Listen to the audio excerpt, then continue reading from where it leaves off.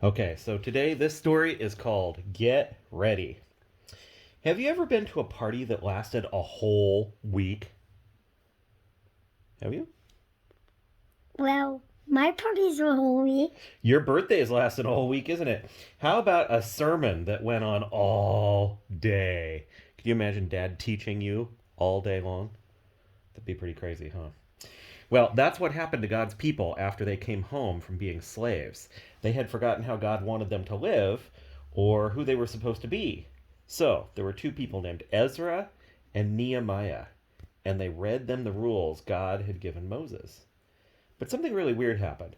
The more the sermon went on, the sadder all the people got. Why? Was the sermon that boring? No, not really. It was strange, you see. As Ezra read the book of rules, it worked like a mirror. It showed them what they were like, what they didn't like, and they didn't like what they saw. They saw that they had not been living the way that they should. They saw that they were cruel and selfish. Do you know what cruel means? They were mean to people. And do you know what selfish means? Right. They only think about themselves. They don't think about other people. We've blown it, they said. God is going to punish us. They thought they knew that what God was going to do, but they didn't.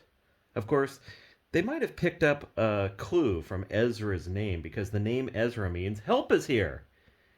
And an even stronger hint from Nehemiah's name because his name means God wipes away our tears.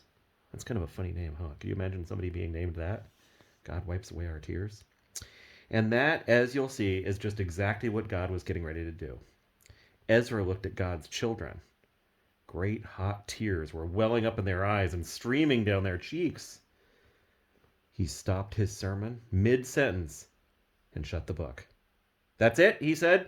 We're going to have a party, he shouted. And so that's just what they did all week long. Bing. Does that mean turn the page? Yeah. God wants us to be happy, Ezra said. All day they listened to stories about the wonderful things God had done for his people.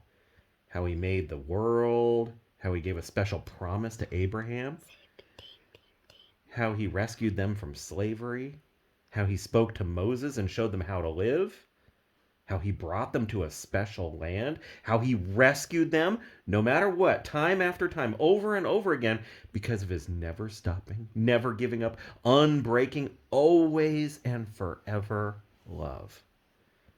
They remembered how God had always, all through the years, been loving his children, keeping his promise to Abraham, taking care of them, forgiving them, even when they did things that weren't so great, when they disobeyed, even when they ran away from him, even when they thought they didn't need him.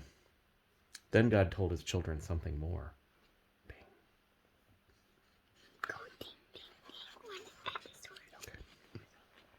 Here's what he said. God said, I can't stop loving you. You're my heart's treasure. But I lost you. Now I'm coming back for you.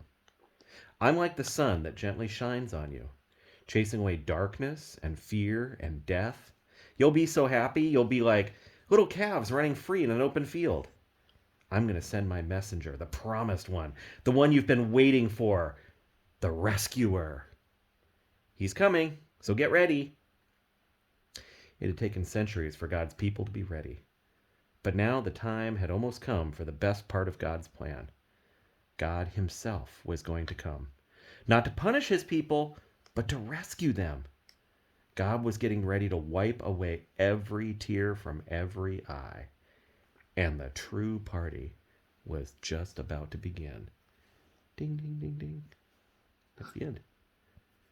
Does it sound like a party you'd want to go to? An amazing party? What would you want to happen at your party?